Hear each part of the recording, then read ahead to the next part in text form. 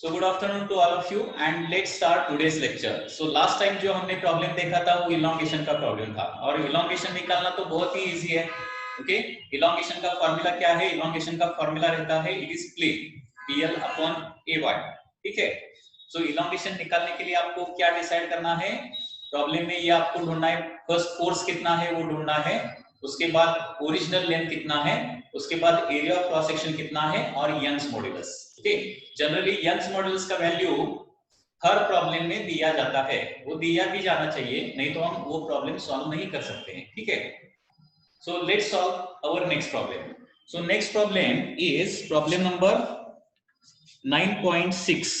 Okay, so 9.6 का जो problem है वो प्रॉब्लम अभी हम सॉल्व करेंगे.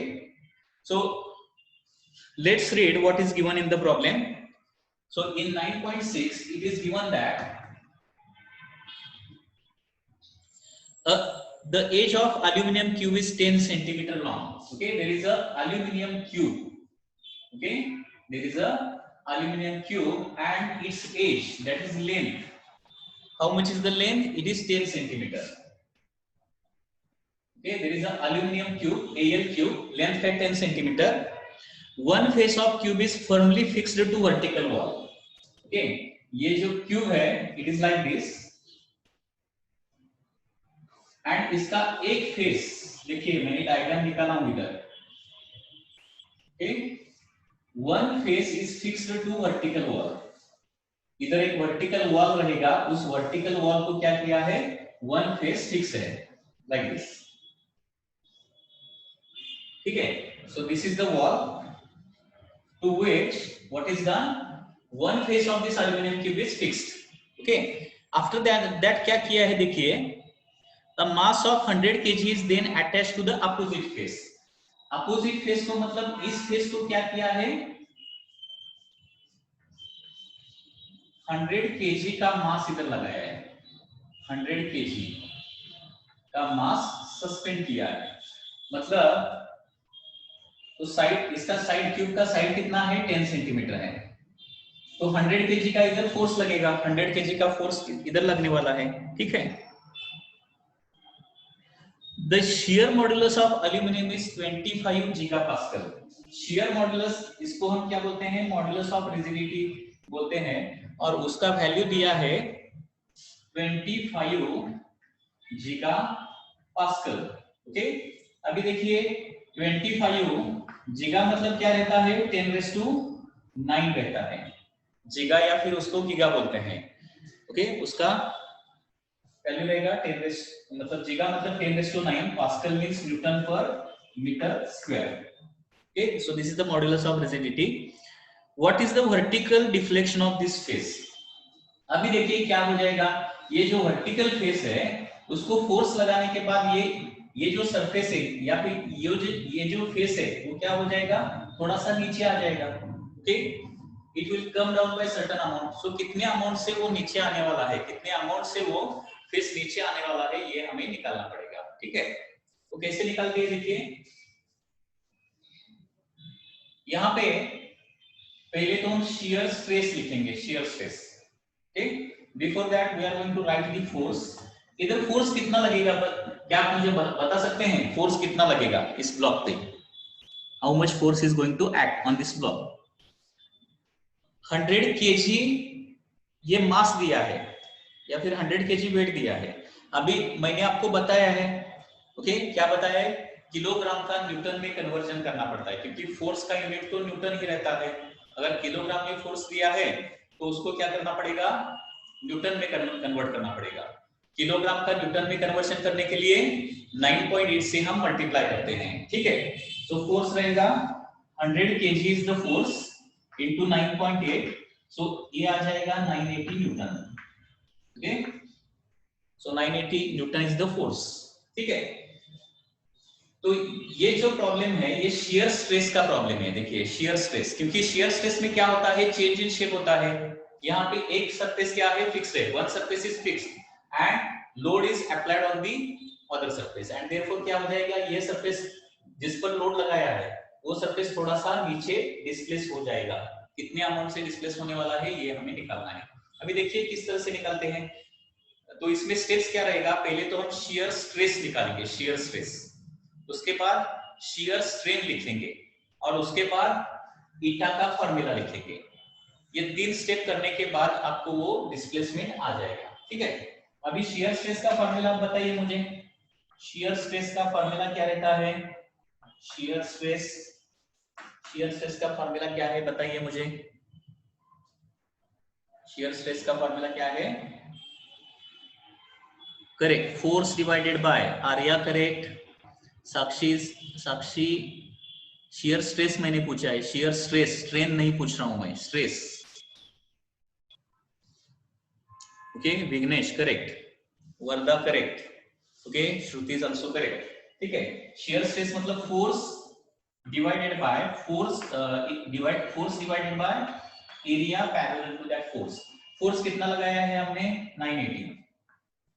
ठीक है, अभी मुझे आप बताइए इस फोर्स को पैरेलल एरिया मतलब यही एरिया आ जाएगा। ये एरिया आप मुझे बता सकते हैं क्या, कितना एरिया होगा? बताइए एरिया कितना होगा? How much will be the area?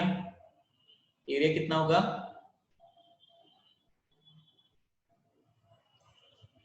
Area will be 100। Correct है ना, क्योंकि this is a cube. Cube मतलब क्या रहेगा, उसका हर फेस एक स्क्वायर रहेगा। सो this is a square.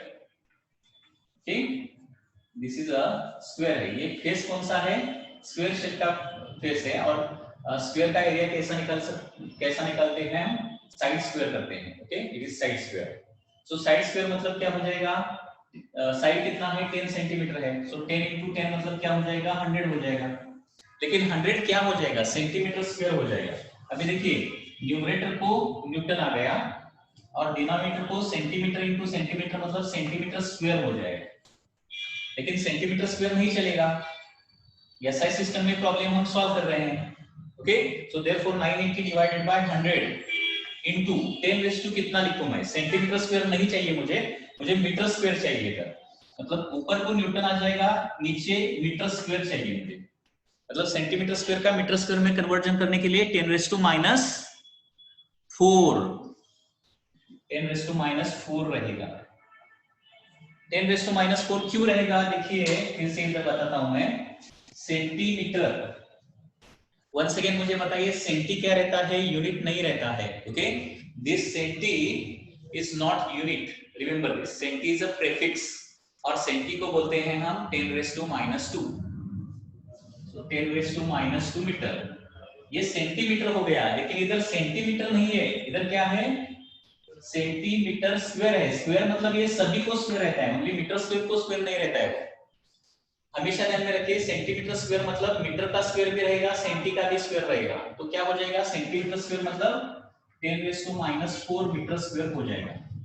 If it, अभी देखिए इधर लिखता हूं, ये तो सेंटी मतलब 10 रेज़ टू माइनस 2 मीटर, उसका स्क्वायर मतलब 10 रेज़ टू माइनस 2 का स्क्वायर कितना हो जाएगा? 10 raise to minus 4 metre square. So in this way, तो 10 रेज़ टू माइनस 4। ठीक है,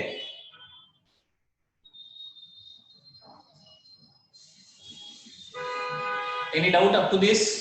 Any doubt?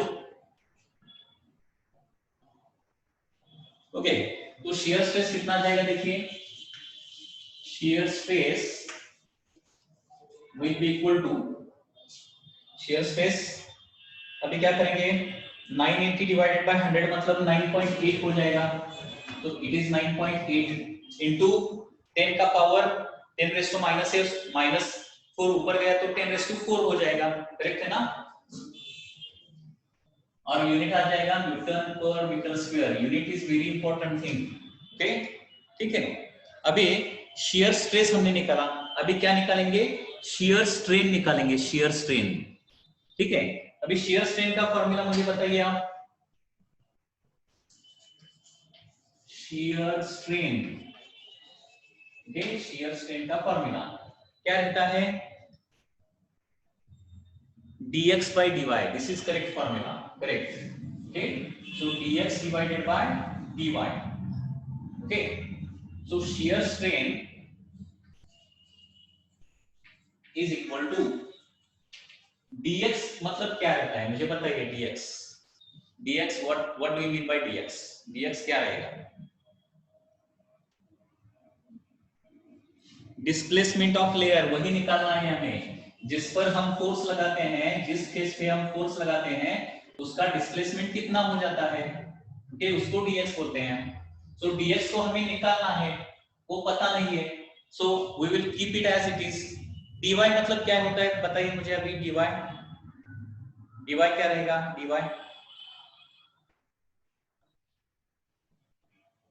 dy रहेगा 10 सेंटीमीटर, करेक्ट है ना? dy इज 10 सेंटीमीटर, ठीक है, 10 सेंटीमीटर, ओके। 10 सेंटीमीटर क्यों रहेगा? क्योंकि आपको ये पता होना चाहिए कि shear strain मतलब displacement of layer divided by distance of that layer from fixed layer. ये लेयर डिस्प्लेस होने वाला है और इस लेयर का फिक्स्ड, यहाँ इधर का सरफेस जो है वो फिक्स्ड है, वहां से डिस्टेंस कितना हो जाएगा? 10 centimetre, that is dx by dy, ठीक है, okay. So as it is मैं सेंटीमीटर ही रखता हूं मैं इधर, क्योंकि dx भी हमें क्या मिलेगा? सेंटीमीटर में ही मिलेगा। dx भी हम फाइनली सेंटीमीटर में निकालने वाले हैं। सेंटीमीटर सेंटीमीटर फाइनली कैंसिल ही होता है, तो कन्वर्जन करने की जरूरत नहीं है। तो हमारा आंसर फाइनल किस में आ जाएगा? डायरेक्टली सेंटीमीटर में आ जाएगा, ठीक है। या फिर आप कन्वर्ट करके भी रख सकते हैं, कोई प्रॉब्लम नहीं है। कन्वर्ट नहीं किया तो आंसर सेंटीमीटर में आ जाएगा, कन्वर्ट किया तो क्या हो जाएगा? वो मीटर में आ जाएगा फिर आंसर। अभी मॉड्यूलस ऑफ रिजिडिटी बताइए मुझे, मॉड्यूलस ऑफ रिजिडिटी क्या रहता है? मॉड्यूलस ऑफ रिजिडिटी, इसका फॉर्मूला बताइए मुझे थोड़ा सा। Modulus of rigidity, tell me that formula.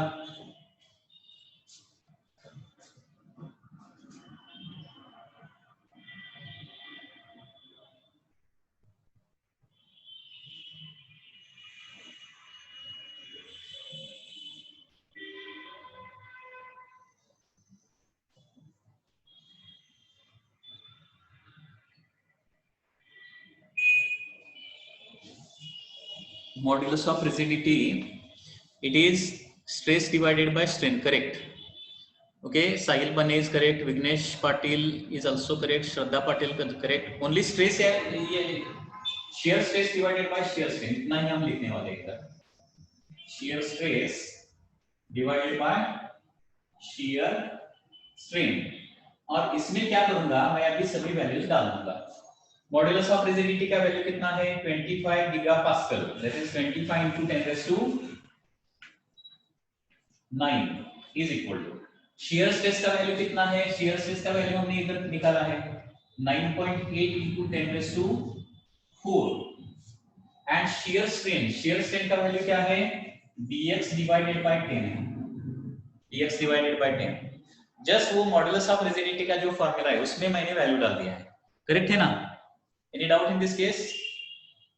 Okay, so अभी देखिए हमें dx निकालना है, तो dx को क्या करूंगा मैं? LHS को लेके जाऊंगा। तो dx is taken to the LHS, ये ऊपर आ जाएगा, डिनोमिनेटर का डिनोमिनेटर मतलब 10, 10 ऊपर जाएगा ना, 10 ऊपर जाएगा मतलब 9.8 into 10 raised to 4 into 10 divided by, ये 10 ऊपर गया, dx इधर गया। अभी 25 into 10 raised to 9 को क्या करना पड़ेगा? RHS को लेके आना पड़ेगा। So therefore dx अभी देखिए 5 2s are 10, 5 5s are 25, okay. सो ऊपर क्या रह जाएगा अभी? 9.8 into 2, 9.8 into 2 मतलब 19.6 होगा, डिनोमिनेटर को 5 बचेगा into 10 to the power, 10 to the power, ऊपर 10 raised to 4 है, नीचे 10 raised to 9 है, तो क्या करते हैं? पावर का सब्ट्रैक्शन करते हैं। 10 raised to 4 divided by 10 raised to 9 मतलब 10 raised to 4 minus 9, 4 minus 9 कितना आ जाएगा? -5। सब्ट्रैक्शन, पावर का सब्ट्रैक्शन करना है, okay. So this is the displacement of that layer. 5 से डिवाइड करते हैं अभी,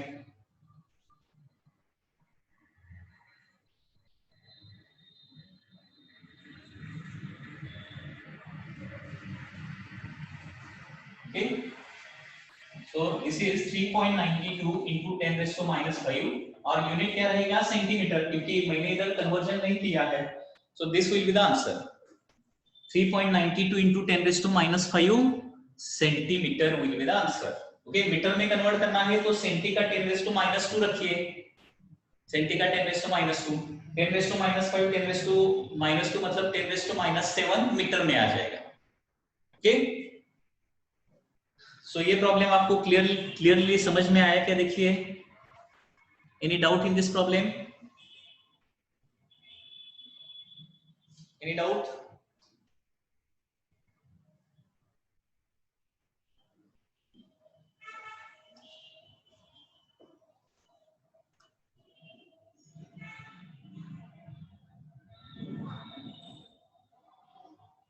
सिद्धेश मोरे says deflection is asked, so we have to tell angle ना. डिफ्लेक्शन मतलब वो लीनियर डिफ्लेक्शन हो सकता है, एंगुलर डिफ्लेक्शन भी हो सकता है. जनरली डिफ्लेक्शन मतलब क्या करेंगे हम, लीनियर डिफ्लेक्शन ही इधर कैलकुलेट करेंगे. ओके, एक अगर एंगुलर डिफ्लेक्शन निकालना है, क्योंकि देखिए डिफ्लेक्शन दो टाइप के हो सकते हैं, एक तो लीनियर डिफ्लेक्शन कितना होगा और दूसरा एंगुलर डिफ्लेक्शन कितना होगा. तो डिफ्लेक्शन दोनों टाइप का हम निकाल सकते हैं. ये हमें लीनियर डिफ्लेक्शन निकालना है. एंगुलर डिफ्लेक्शन निकालना है तो क्या करना पड़ेगा, the deflection divided by the, मतलब opposite side divided by adjacent side, मतलब tan थीटा का फार्मूला यूज करके वो निकालना पड़ेगा. ओके, सो लीनियर डिफ्लेक्शन हमने निकाला है. This is correct, no problem. हाँ, कुछ प्रॉब्लम में 10 का वैल्यू, g का वैल्यू 10 लिखा है. ओके, g का वैल्यू 10 कब लेना है मैंने आपको बताया है. अगर प्रॉब्लम में दिया गया है कि take g is equal to 10, तभी g का वैल्यू 10 लेना है. ठीक है, या फिर अप्रोक्सीमेट अगर आपको आंसर निकालना है, अप्रोक्सीमेट आंसर निकालना है तो ही g इज इक्वल टू 10 लीजिए. अदरवाइज कब लेना है, प्रॉब्लम में वो स्पेसिफिकली वैसा देना चाहिए, take g is equal to 10. अगर प्रॉब्लम में ऐसा कुछ इंफॉर्मेशन नहीं है तो g इज इक्वल टू 9.8 ही लीजिए. और हमेशा एक चीज ध्यान में रखिए, जो भी क्वेश्चन में दिया है उसी का यूज करके आपको कैलकुलेशन करना है. ठीक है, क्योंकि कभी कभी क्या होता है, problem can be solve by number और different number of ways. Same problem can be solve by different number of ways. Okay, लेकिन कोई भी मेथड तुम यूज करो, the thing is that you should use all the information given in the problem में जो information दी गई है उसी का यूज करके आपको कैलकुलेशन करना है. ठीक है, वो सभी यूज होना चाहिए उस प्रॉब्लम में, that is the thing. Vertical deflection मतलब मिलीमीटर या फिर सेंटीमीटर में ही आएगा वो.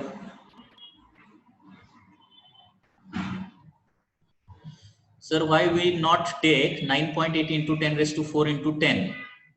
That is 9.8 into 10 raised to 5. So 9.8 into 10 raised to 5 क्यों आएगा?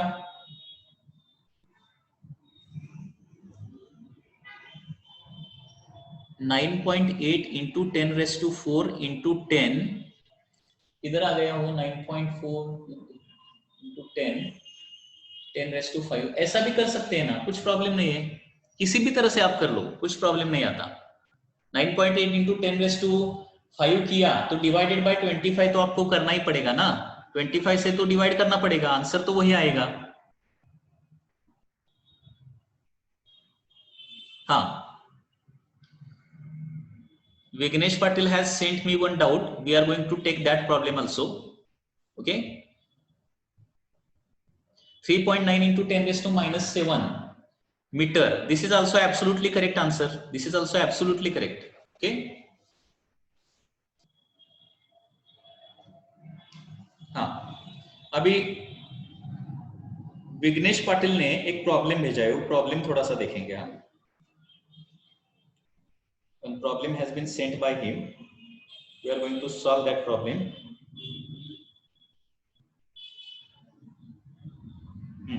So problem is like this. There are two wires as shown in figure below. Okay. अभी next question देखिए. This is from one book. It may be, the book may be related to NEET or JEE. And question is that there are two wires which are as shown in figure like this. Okay. So such type of arrangement is there. तो कल का जो problem था उसी तरह का इधर arrangement है, उस टाइप का अरेंजमेंट है इधर. There are two wires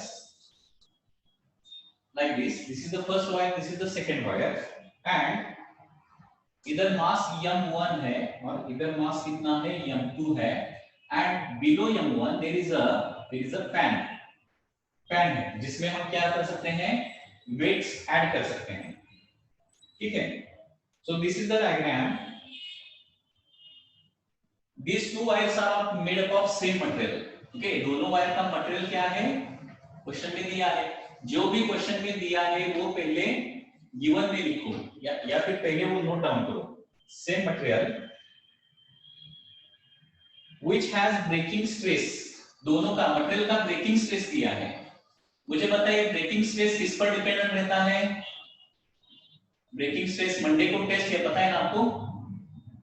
On Monday we have test on physics, the topic elasticity. MCQ test will be there. Okay, so prepare for that test.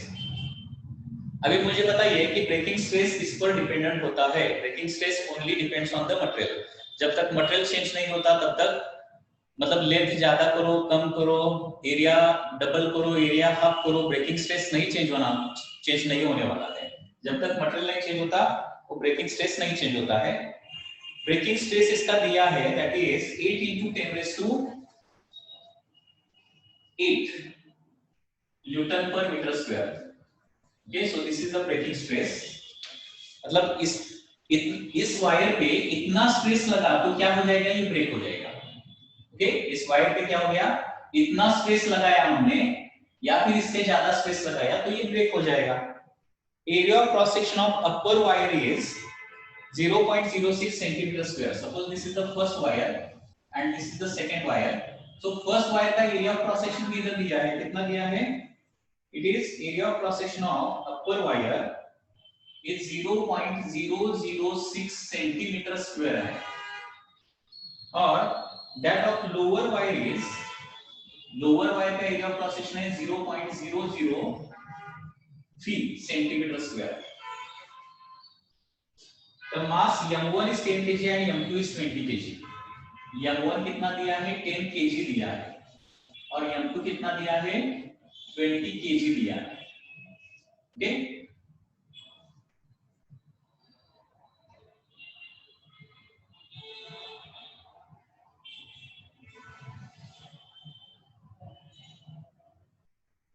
Hanger is light. ये जो hanger है, इधर hanger है, it is weightless है, light है.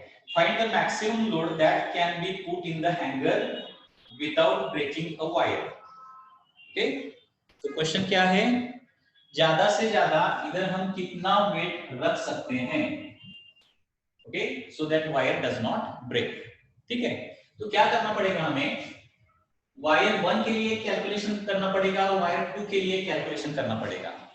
Okay, और देखना पड़ेगा कि ज्यादा से ज्यादा कितना वेट हम लगा सकते हैं. So वायर 1 के ब्रेकिंग के लिए कितना इधर वेट रखना पड़ेगा, 2 के ब्रेकिंग के लिए कितना वेट रखना पड़ेगा, ये हम कैलकुलेट करना पड़ेगा. ठीक है, so कितना केजी ऑफ वेट इधर रखना है, that is the question. Question समझ में आया क्या? देखिए पहले क्वेश्चन समझ में आया क्या? डायग्राम आपको दिखाई देता है ना ठीक से? डायग्राम देखिए ठीक से दिखाई देता है क्या? थोड़ा ऑटो फोकस की वजह से थोड़ा सा ब्लर होता होगा.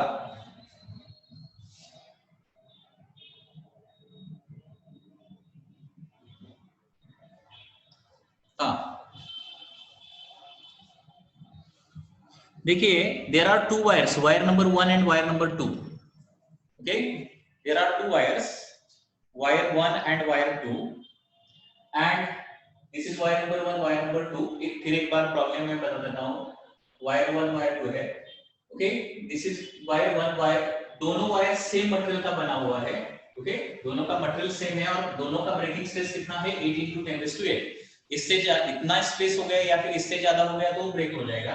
दोनों का एरिया ऑफ क्रॉस सेक्शन दिया है 0.006 एंड 0.003. इधर दो मासेस है 10 kg and 20 kg. m1 is 10 and m2 is 20 kg. अभी इधर हैंगर भी है, हैंगर वेटलेस है, लेकिन उसमें कितना वेट डालना पड़ेगा so that the wire can break. Okay, so that is the question. ये क्वेश्चन हमें अभी सॉल्व करना है, ठीक है। Maximum load that can be put. तो can I erase this now? Left part, left part को मैं इरेज कर सकता हूं ना? ओके,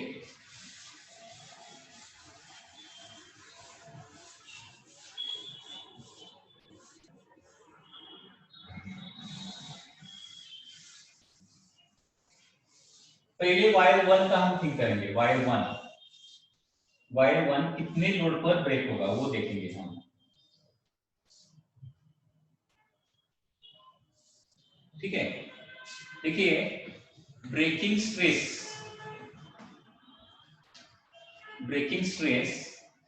मतलब क्या होता है? अप्लाइड मतलब breaking force divided by area, breaking force divided by area, ऐसा मैं लिख सकता हूं, ठीक है ना। Stress is nothing but force by area ना, तो ब्रेकिंग स्ट्रेस मतलब breaking force divided by area. So therefore breaking force का फार्मूला क्या आ जाएगा? Breaking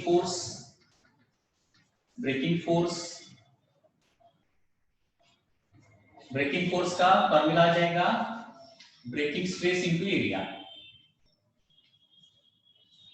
breaking stress into area, ठीक है। सो ब्रेकिंग फोर्स ही हमें निकालना है। सो वायर 1 का भी देखिए, फॉर वायर 1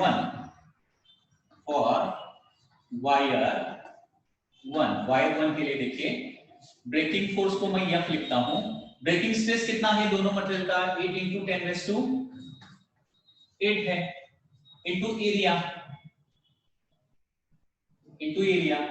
ओके। एरिया कितना है बोलिए? 0.006 सेंटीमीटर स्क्वायर। मुझे बताइए, अगर A1 मुझे मीटर स्क्वायर में लिखना है तो कितना लिखना पड़ेगा? मीटर स्क्वायर में लिखना है तो बताइए, मीटर स्क्वायर में लिखना है तो कितना लिखना पड़ेगा? हाँ, सेंटीमीटर स्क्वायर का मीटर स्क्वायर में करने के लिए 10⁻⁴, 0.006 इंटू सेंटीमीटर स्क्वायर मतलब 10⁻⁴ मीटर स्क्वायर, ओके ना। अभी क्या करूंगा, इस डेसिमल पॉइंट को इधर शिफ्ट करूंगा, 6 के आगे शिफ्ट करूंगा। तो डेसिमल पॉइंट को 6 के आगे शिफ्ट किया तो 6 इंटू 10⁻⁴ कितना हो जाएगा? मुझे बताइए थोड़ा सा। 6 इंटू 10⁻⁴, क्योंकि ये कैलकुलेशन आपको आना चाहिए ठीक से। 6 इंटू 10⁻⁴ कितना हो जाएगा?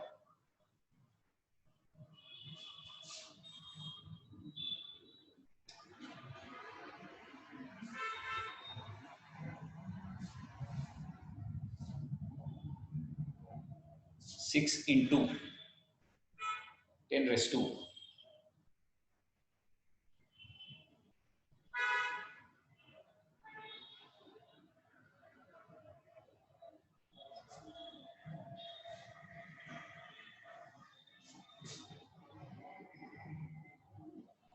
Six into 10⁻⁻⁷, correct. Shravan correct, Prathamesh is correct, Nikhil is also correct, Nirant correct, after that Vinay correct। ये आपको पता होना चाहिए। अभी डेसिमल पॉइंट अगर राइट को शिफ्ट किया तो कितने डिजिट शिफ्ट करने वाले हैं? यहां से यहां तक, मतलब 1, 2 और 3, तो 3 डिजिट से शिफ्ट करने वाले हैं, तो 10⁻⁻³ लिखेंगे और ये 10⁻⁴, टोटल क्या हो जाएगा? 6 इंटू 10⁻⁷ मीटर स्क्वायर, ओके। तो ये कैलकुलेशन भी आपको आना चाहिए। हमेशा ध्यान में रखिए, अगर डेसिमल पॉइंट को हम राइट को शिफ्ट करते हैं तो 10⁻⁻ पावर लिखना है, ओके, और लेफ्ट को शिफ्ट करते हैं तो 10⁻+ लिखना है। हमने राइट को शिफ्ट किया ना, इधर से इधर शिफ्ट किया, राइट को शिफ्ट किया हूं, तो इधर 6 इंटू 10⁻⁷ लिखूंगा एरिया। तो फर्स्ट को ब्रेक करने के लिए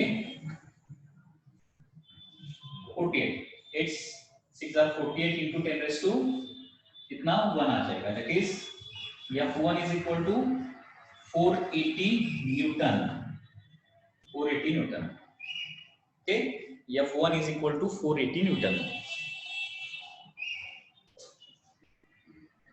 अभी देखिए ये न्यूटन में फोर्स आ गया। अगर किलोग्राम में मुझे फोर्स निकालना है किलोग्राम में, तो क्या करना पड़ेगा, इसको 9.8 से डिवाइड करना पड़ेगा। जैसे किलोग्राम को मैं न्यूटन में कन्वर्जन करने के लिए 9.8 से क्या करता हूं, मल्टीप्लाई करता हूं। किलोग्राम को 9.8 से मल्टीप्लाई करने के बाद क्या हो जाएगा, न्यूटन में आ जाएगा। तो न्यूटन का किलोग्राम में कन्वर्जन करने के लिए 9.8 से डिवाइड होगा। अप्रोक्सीमेटली निकालना है तो 10 से डिवाइड करो, अप्रोक्स करेक्ट निकालना है तो 9.8 से डिवाइड करो। तो ये डिवाइड करने के बाद आपको बता देता हूं कितना हो जाएगा, that is 480 divided by 9.8, so it is coming to be 48.98. okay, 48.98 kilogram, KGF लिखते हैं उधर, केजीएफ मतलब किलोग्राम फोर्स। ओके, अभी मुझे आप बता सकते हैं क्या, कि इस इधर कितना वेट डालना पड़ेगा so that it will break, first wire will break. थोड़ा थिंक कीजिए, वायर 1 को ब्रेक करने के लिए टोटल फोर्स कितना चाहिए, 48.98 चाहिए मुझे, ठीक है, 48.98 चाहिए। तो कितना किलोग्राम फोर्स मुझे पैन में रखना पड़ेगा। केजीएफ मतलब किलोग्राम फोर्स रहता है। एक्चुअली देखिए केजी हम फोर्स के लिए यूनिट नहीं यूज कर सकते हैं, फोर्स का यूनिट केजी नहीं है, लेकिन केजीएफ किलोग्राम फोर्स ये फोर्स का यूनिट है, ठीक है। सो मास को लिखने के लिए फॉर एग्जांपल अगर मास लिखना है तो फॉर एग्जांपल 20 किलो ऐसा लिख सकते हैं, लेकिन फोर्स को लिखना है तो 20 किलोग्राम फोर्स ऐसा लिखना पड़ेगा, ठीक है। सो ब्रेक करने के लिए 48.98 किलोग्राम फोर्स लगेगा, टोटल फोर्स। अभी देखिए इधर 1 पर कितना टोटल ऑलरेडी एक्ट, कितना वेट ऑलरेडी एक्ट हो रहा है, कितना मास ऑलरेडी एक्ट हो रहा है, इसका 20 और इसका 10, मतलब 30 is already acting on this, okay. 30 तो ऑलरेडी एक्ट हो रहा है, तो 30 मतलब और कितना डालना पड़ेगा उधर, 48 माइनस 30 डालना पड़ेगा, okay. So for breaking of wire, for breaking of wire 1, additional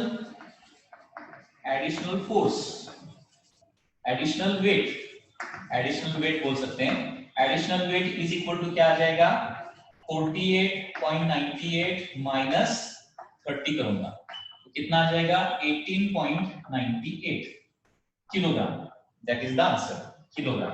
इतना एडिशनल वेट मुझे डालना पड़ेगा, इतना एडिशनल वेट डालने के बाद वो ब्रेक हो जाएगा। Any doubt in this case, कुछ डाउट है क्या, बोलिए इसमें आपको कुछ डाउट है क्या?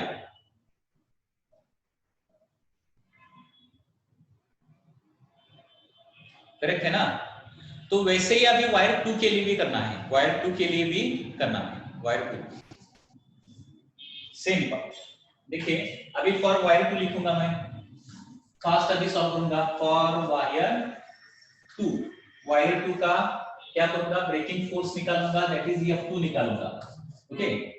ब्रेकिंग फोर्स मतलब क्या रहता है, ब्रेकिंग स्ट्रेस रहता है। ब्रेकिंग स्ट्रेस कितना, 8 × 10⁸ इंटू उसका एरिया, दूसरे वायर का एरिया कितना है, देखिए A2 is equal to 0.003 × 10⁻⁴ metre square, या फिर इसको लिख सकता हूं 3 × 10⁻⁷ मीटर स्क्वायर। तो इधर लिखता हूं मैं 3 × 10⁻⁷ मीटर स्क्वायर, ओके। तो कितना हो जाएगा ये, F2 is equal to 8 3 are 24 into 10, क्योंकि 10⁸ 10⁻⁷ मतलब 10 आ जाएगा, 10⁻⁴, तो दैट इज 240 न्यूटन। उसको अगर मुझे किलोग्राम में कन्वर्ट करना है, किलोग्राम फोर्स में कन्वर्ट करना है, तो क्या करूंगा, 240 डिवाइडेड बाय 9.8,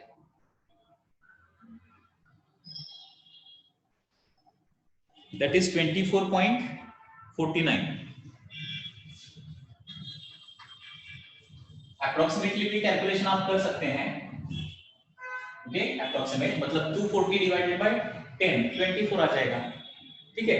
मतलब वायर 2 को ब्रेक करने के लिए मुझे इतना लोड वायर 2 पे चाहिए। तो अभी मुझे बताइए 2 के ब्रेकिंग के लिए कितना एडिशनल वेट डालना पड़ेगा मुझे, एडिशनल वेट। देखिए ठीक ठीक से डायग्राम को देखिए। Some student are absolutely correct. कितना वेट और डालना पड़ेगा? Some students are correct. Correct, name of the correct students are, that is Kalyani is correct. Okay, after that Sushant is also correct, Piyush is also correct, Varda correct, Shraddha Patil is also correct, Vignesh Patil is also correct. अभी देखिए wire 2 तो यहाँ पे है ना, wire 2 यहाँ पे है, आपको ठीक से दिखाई देता है कि देखिए वायर 2 यहाँ पे, वायर 2 पे ऑलरेडी कितना एक्ट हो रहा है, ओनली M1 एक्ट हो रहा है ना, M2 का उधर कुछ M2 हम ले ही नहीं सकते, 2 पर ओनली M1 ही एक्ट होगा, M1 मतलब 10 kg एक्ट होगा ना सिर्फ, अभी 10 kg एक्ट हो रहा है, ब्रेक करने के लिए 24 चाहिए, मतलब इधर कितना लगाना पड़ेगा, और दैट इज 24.49 माइनस M1 लगाना पड़ेगा, that is 14. Okay, so for breaking of wire, for breaking of wire 2, additional weight, okay, I can write additional weight that is equal to total चाहिए 24.49, टोटल इतना चाहिए, और ऑलरेडी एक्टिंग कितना है, M1 है, M1 मतलब 10 एक्ट हो रहा है, तो अभी कितना चाहिए 14.49 किलोग्राम, इतना एडिशनल वेट उसमें डालना पड़ेगा. Okay, so what will be your answer? अभी आंसर मुझे बताइए, क्वेश्चन में क्या पूछा है, मैक्सिमम वेट कितना डाल सकते हैं, सो that is the question. Okay, तो सपोज ऑप्शन ऐसे है, first option is suppose 48.98, second option is 18.98, third option is 14.49, and fourth option is suppose 24.49. so ज्यादा से ज्यादा कितना वेट लगा सकते हैं so that one of the wire breaks. so क्या आंसर आ जाएगा, 1, 2, 3 और 4 में से कौन सा आंसर आएगा इसमें?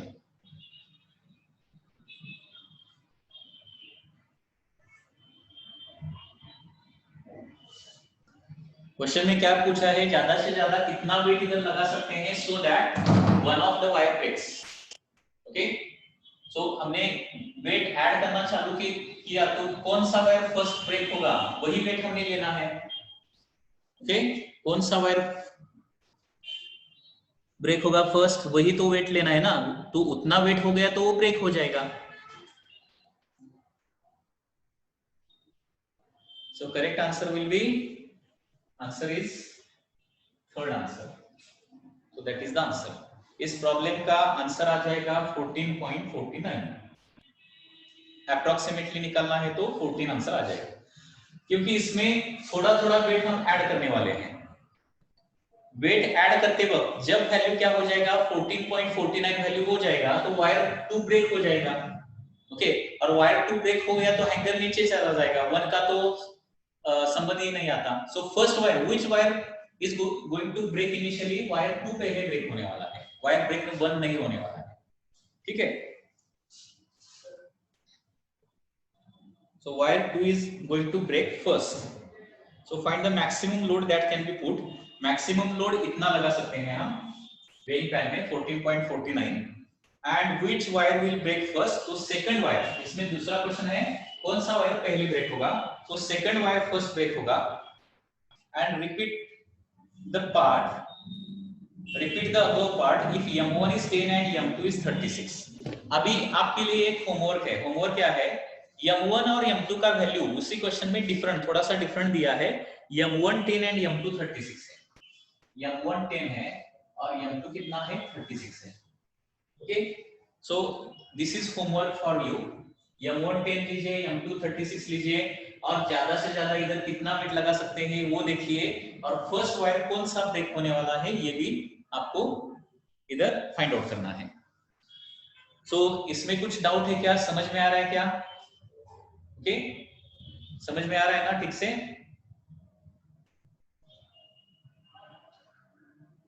क्या किया है, बहुत बहुत ही सिंपल प्रॉब्लम है। इधर हमने क्या किया है, first of all we have calculated how much load first wire can sustain, after that how much load the second wire can sustain. ठीक है, ज्यादा से ज्यादा फर्स्ट वायर कितना सस्टेन कर सकता है 48.98। फर्स्ट वायर पे ऑलरेडी एक्टिंग कितना है, ये टोटल 30 ऑलरेडी एक्टिंग है, तो उस पर और वेइंग पैन में कितना डाल सकते हैं 18.98 डाल सकते हैं।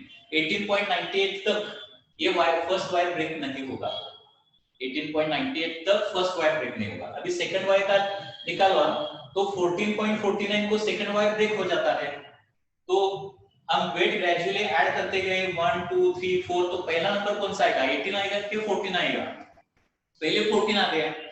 ओके, तो 14 आने के बाद क्या हो जाएगा, फर्स्ट वायर तो ब्रेक हो जाएगा, सॉरी सेकंड वायर तो ब्रेक हो जाएगा, सेकंड वायर ब्रेक हो जाएगा क्योंकि सेकंड वायर 14.49 पे ही ब्रेक होता है। Okay, so Vighnesh Patil, any doubt in this case? Homework part क्या है देखिए, होमवर्क पार्ट में सिर्फ m1 और m2 का वैल्यू चेंज करना है। m1 10 ले लो एज इट इज, लेकिन m2 चेंज करना है, पहले 20 लिया था अभी 36 ले लो, और फिर से देखो कि फर्स्ट वायर को ब्रेक करने के लिए कितना लोड लगाना पड़ेगा, सेकंड वायर को ब्रेक करने के लिए कितना लोड लगाना पड़ेगा, ये फिर से निकालो, और कौन सा वायर पहले ब्रेक होगा वो पहले कैलकुलेट करो।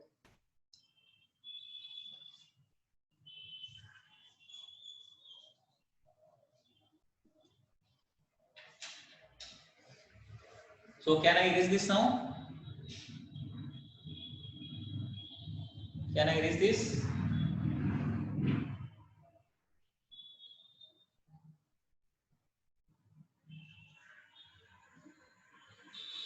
अभी ये क्वेश्चन है, ये कैलकुलेशन को फास्ट हमें कैसे करना है।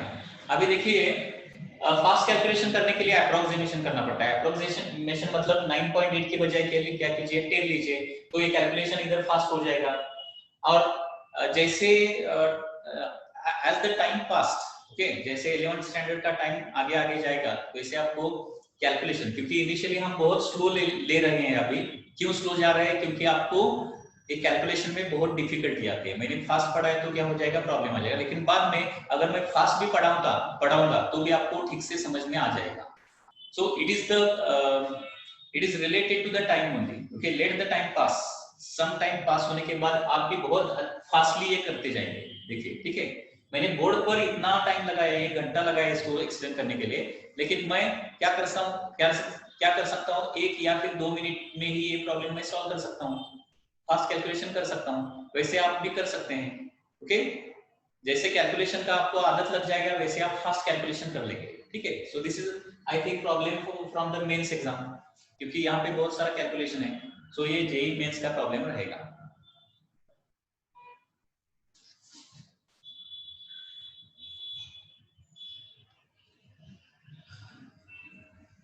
There is one more question that are you taking the exercise from the textbook also?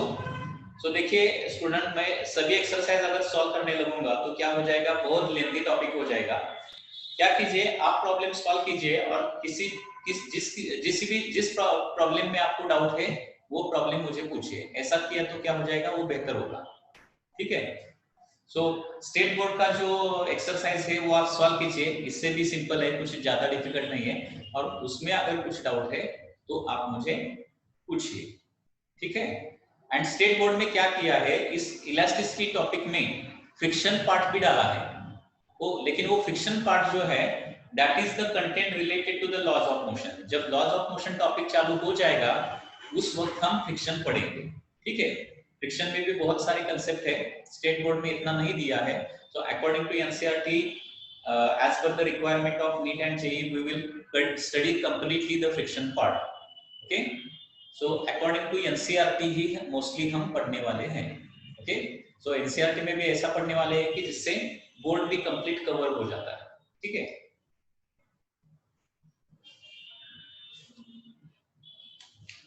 हाँ, तो सभी एक्सरसाइज को सॉल्व कीजिए एनसीईआरटी और बोर्ड, और क्या कीजिए, एक ही नोटबुक डालिए, don't keep more number of books for the same topic. एक टॉपिक को, और क्या कीजिए, एक बुक स्टार्ट कीजिए, उसी में कोई भी टॉपिक रहने दो, पहला टॉपिक लिखो, उसके बाद दूसरा टॉपिक लिखो, okay.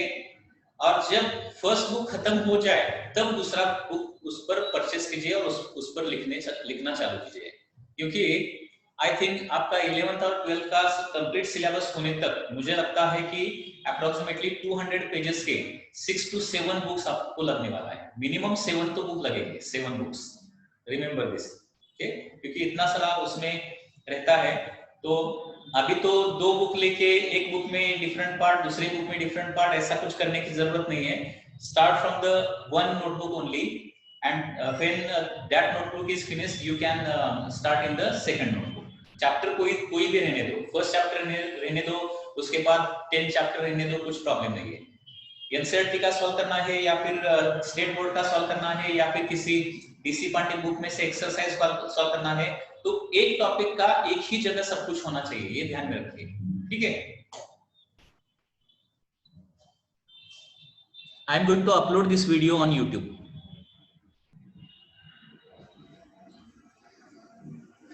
So minimum 200 pages notebook should be there, and 400 ही रखिए, क्योंकि आपके सभी सब्जेक्ट का नोटबुक नहीं तो क्लासरूम में लाने के लिए आपको बहुत वेट पड़ेगा नहीं। So I am going to erase this now.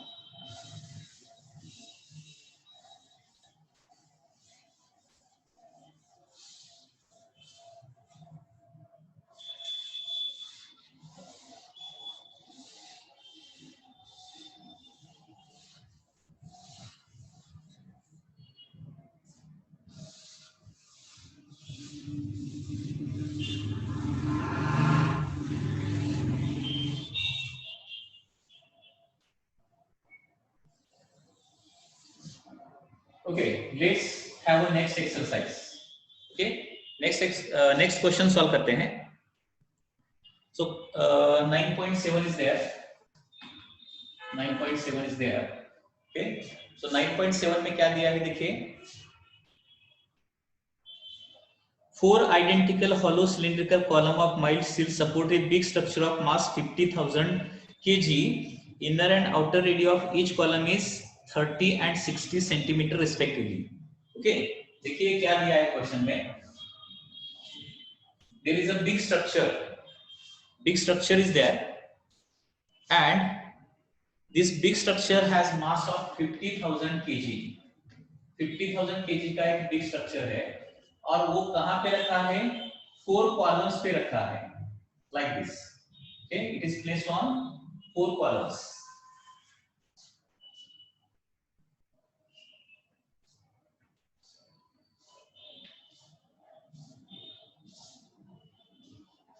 It is placed on 4 columns like this. So these are the columns. ठीक है, और क्या दिया है क्वेश्चन में, inner and outer radius of each column are 30 and 60 centimetre respectively. ये जो column है वो सर्कुलर है एंड वो फॉलो है, मतलब ऊपर से देखने के बाद कॉलम इस तरह से रहेगा। इसका इनसाइड रेडियस मतलब स्मॉल आर लिखेंगे उसको, inside radius is small R, outside radius is capital R, small R and capital R. So small R कितना है, 30 सेंटीमीटर है, and outside radius is, outside radius कितना है, it is 60 centimetre respectively. Assuming load distribution to be uniform, calculate compressional strain of each column. क्या निकालना है,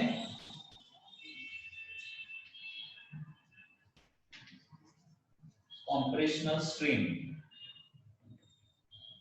of each column.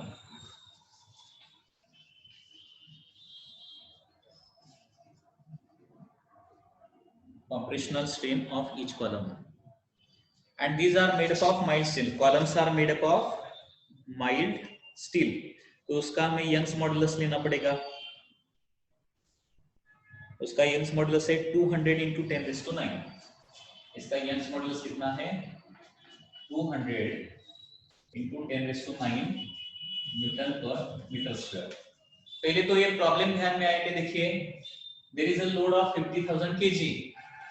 Okay, यहाँ पे क्या है, यहाँ पे एक लोड है, देखिए 50,000 kg का लोड है एंड ये 50,000 kg का लोड कहाँ पे रेस्ट हुआ है, 4 कॉलम पे रेस्ट हुआ है। तो इस लोड के वजह से क्या हो जाएगा, ये कॉलम थोड़ा कॉम्प्रेस हो जाएंगे, तो उनका कॉम्प्रेशनल स्ट्रेन कितना आ जाएगा ये हमें निकालना है। How much will be the compressional strain, compressional क्या निकालना है, स्ट्रेन इन ईच कॉलम निकालना है। अभी क्या करेंगे, देखिए स्ट्रेन का फॉर्मूला बताइए मुझे, स्ट्रेन मतलब क्या रहता है, what is strain, what do you mean by strain.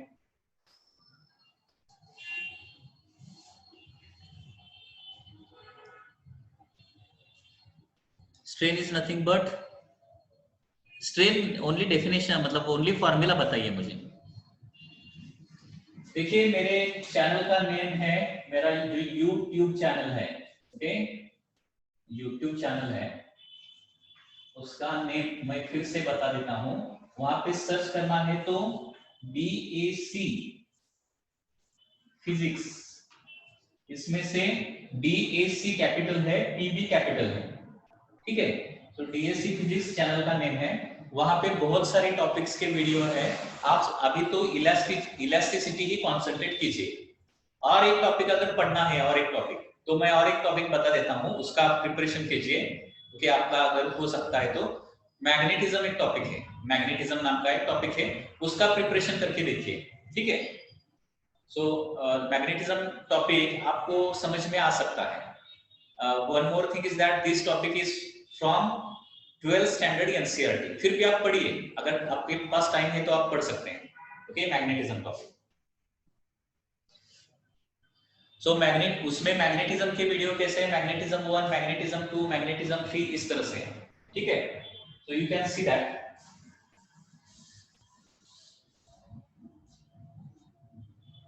हाँ, स्ट्रेन बोल रहा हूं मैं, strain change in dimension divided by original dimension, ठीक है। अभी देखिए कैसे निकालना है, ये प्रॉब्लम को कैसे सॉल्व करने वाले हैं ये पहले मैं बता देता हूं। मुझे बताइए पहले इलोंगेशन का फार्मूला क्या है, इलोंगेशन का जनरल फार्मूला क्या है बताइए, what is the formula for elongation, आपको बताया हूं मैंने, play is the formula for the elongation, okay ठीक है। अभी कैपिटल एल को सिर्फ एलएचएस को लेके जाऊंगा, कैपिटल एल को एलएचएस को लेके जाने के बाद क्या हो जाएगा, एल बाई एल हो जाएगा is equal to P by A Y हो जाएगा, करेक्ट है ना। अभी मुझे बताइए एल बाई एल क्या है, एल बाई एल क्या है, what is this L by L, बताइए what is this L by L, that is elongation या फिर change in length upon original length, that is the strain which is to be calculated. So problem is so simple now. तो ये strain निकालने के लिए क्या करना पड़ेगा मुझे, only I have to identify these three terms. P मतलब force, A मतलब area of cross section and Y मतलब Young's modulus. Okay, so one by one ये सब कुछ लिखेंगे हम, okay। इधर force कितना लेना है बोलिए, force कितना लेना है, हमें क्या निकालना है, compression of each column, compressional strain in each column निकालना है, ठीक है। तो फोर्स कितना होगा थोड़ा बताइए, फोर्स कितना लेना पड़ेगा मुझे, 50,000 इंटू 9.8 लेना पड़ेगा या फिर दूसरा कुछ लेना पड़ेगा, निरांत इज करेक्ट, ओके संदेश इज आल्सो करेक्ट। देखिए ईच कॉलम का निकालना है, तो हर कॉलम पे, एक कॉलम पे कितना फोर्स आने वाला है वो हमें लेना है, देखिए क्योंकि 50,000 एक कॉलम पे आ रहा है क्या, नहीं, करेक्ट है ना, ये 4 कॉलम पे डिस्ट्रीब्यूट होगा, it is distributed evenly in 4 column, so force will be 50,000, लेकिन 50,000 तो डायरेक्टली नहीं ले सकते हैं फोर्स के लिए क्योंकि ये किलोग्राम में है, तो 50,000 इंटू 9.8 लेना पड़ेगा डिवाइडेड बाय 4 लिखना पड़ेगा, ओके।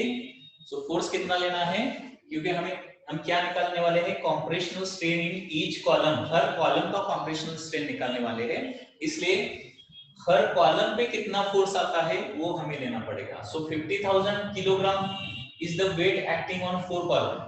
ओके, तो हर कॉलम में फोर्स कितना आएगा? 50,000 into 9.8 divided by 4। Okay,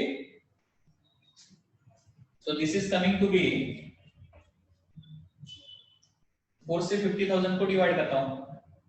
okay, अभी एक फास्ट कैलकुलेशन अगर करना है तो क्या करूंगा मैं? 9.8 की जगह 10 ले लूंगा। थोड़ा फास्ट कैलकुलेशन करके देखते हैं। अगर 10 लेता हूं मतलब एक्चुअल आंसर इससे क्या हो जाएगा? थोड़ा सा कम हो जाएगा। सो 50,000 into 10 divided by 4। 4 से इधर डिवाइड किया तो 4 1 are 4।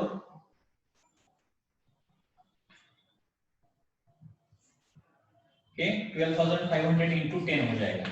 ओके, 4 से is 12,500। Okay, 12,500 Newton is the force. इसको मैं अगर पावर में लिखना पड़ेगा पावर में तो 125 इंटू कितना लिखूं मैं? बस बोलो थोड़ा। 125 इंटू 10 रेज़ टू कितना लिखूं? 125 इंटू कितना? 10 रेज़ टू, हाँ 125 इंटू 10 रेज़ टू 3 लिखूंगा न्यूटन। ठीक है, फोर्स हो गया।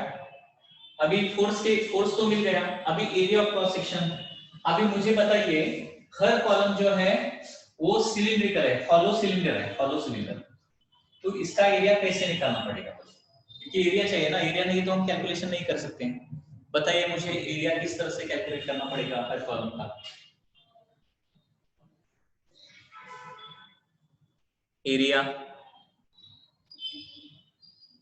सो 9.8 लिया तो 122.5 आता है। ओके ठीक है, संदेश इज करेक्ट। देखिए ये कंप्लीट सॉलिड सिलेंडर नहीं है, कंप्लीट सर्कल नहीं है, सॉलिड नहीं है अंदर से। तो पाई कैपिटल आर स्क्वायर मतलब minus pi small R square करना पड़ेगा। तो एरिया कैसा आ जाएगा? पाई इन ब्रैकेट मतलब बाहर का एरिया कितना हो जाएगा? Pi capital R square minus inside area कितना हो जाएगा? Pi small R square. ठीक है, सो पाई अगर मैंने कॉमन ले लिया तो capital R square minus small R square हो जाएगा। So area is equal to pi into capital R square कितना हो जाएगा? 3600 इनटू 10 रेज़ टू -4 हो जाएगा। मीटर में लेना है ना, ये सेंटीमीटर स्क्वायर हो जाएगा। 60 into 60 3600 centimetre square. Centimetre square means 10 raise to -4। Small R square 30 का स्क्वायर कितना हो जाएगा? 900 into 10 रेज़ टू -4। ठीक है, अभी 10 raise to -4 10 raise to -4 can be taken common. So pi in bracket 3600 माइनस 900 कितना? 2700 हो जाएगा into 10 raised to -4। That is common. So this is area in meter square. Okay, any doubt up to this? Any doubt? Pi R square minus R square करना पड़ेगा, bracket square नहीं चलेगा। ठीक है, हाँ अभी स्ट्रेन ले लूंगा directly. So therefore compressional okay, compressional strain is equal to क्या हो जाएगा?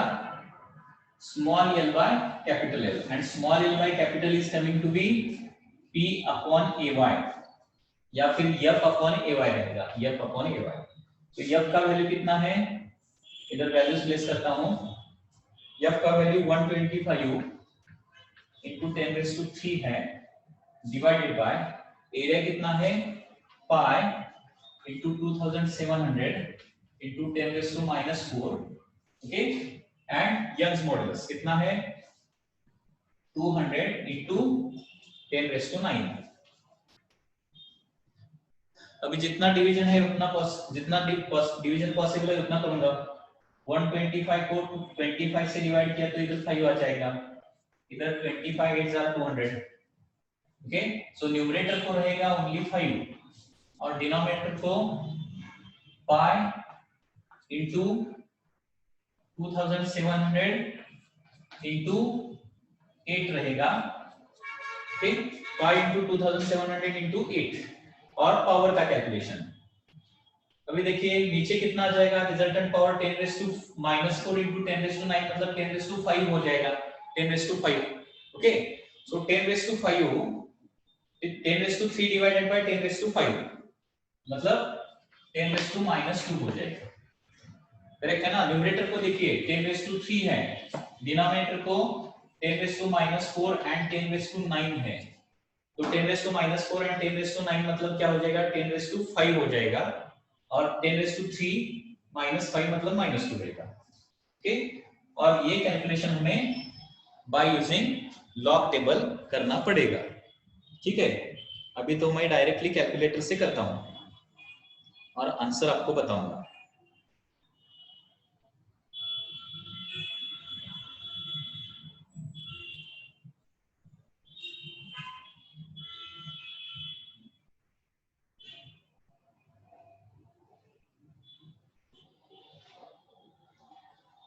So it is 7.367 into 7.367 into 10⁻⁻7। इसका यूनिट बताइए मुझे, यूनिट क्या आ जाएगा? 7.367 into 10⁻⁻7 unit. Correct, Sandesh correct, Prathamesh correct. Okay, there will not be any unit.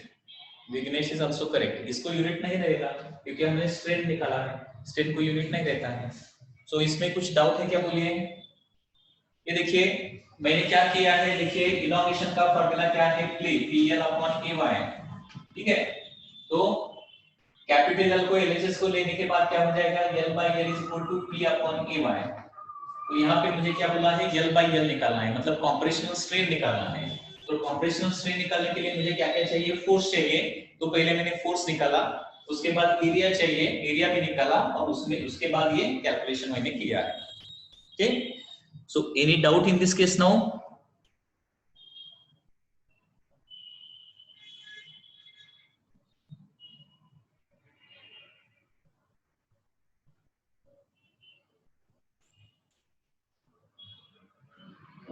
Log table से जल्दी कैलकुलेशन कर सकते हैं हम। How raised 10⁻⁻7? अभी देखिए इसका आता है, इसका कैलकुलेशन करने के बाद 10⁻⁻5 आता है, 10⁻⁻5 और 10⁻⁻2 मतलब 10⁻⁻7 होता है। ओके,